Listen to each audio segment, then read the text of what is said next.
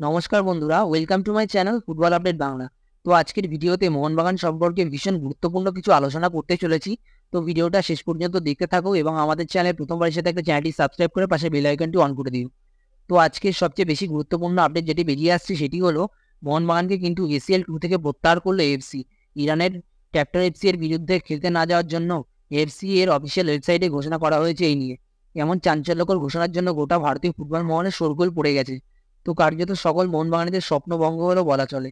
শুধু মোহনবাগানদেরই নয়, গোটা ভারতীয় ফুটবল মহলে একটা বড় ক্ষতি হলো এই ঘটনার মাধ্যমে।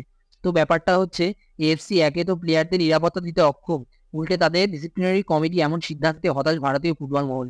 তোমরা সকলেই জানো এই মোহনবাগান টিমটা কবে থেকেই ACL 2 খেলার জন্য টার্গেট করে বসে আছে। ইভেন মোহনবাগান ACL 2 এর জন্য সম্প্রতি পর্তুগালের সেন্টার ব্যাক নুনো রেইসকে সাইন করিয়েছে। তো জানা নেই তার ভবিষ্যৎ কি, তাকে কিভাবে ইউজ করা হবে। এফসি এর এমন চাঞ্চল্যকর ঘোষণার জন্য পরবর্তীতে কি হতে চলেছে তা জানা নেই। নিশ্চয়ই মোহনবাগান ম্যানেজমেন্ট এফসি এর এই সিদ্ধান্ত নিয়ে ওপর মহলে পৌঁছাবে। তো দেখা যাক পরবর্তীতে কি হয়। এই নিয়ে পরবর্তীতে কোনো আপডেট এলে আমি তোমাদের অবশ্যই জানিয়ে দেবো। তো আজকের জন্য এইটুকু বন্ধুরা, ভিডিওটা ভালো লাগলে অবশ্যই লাইক করো, শেয়ার করো। আমার চ্যানেলে প্রথম এসে থাকলে চ্যানেলটি সাবস্ক্রাইব করো, অ্যান্ড কমেন্ট করে জানাও ভিডিওটি কেমন লাগলো। ধন্যবাদ।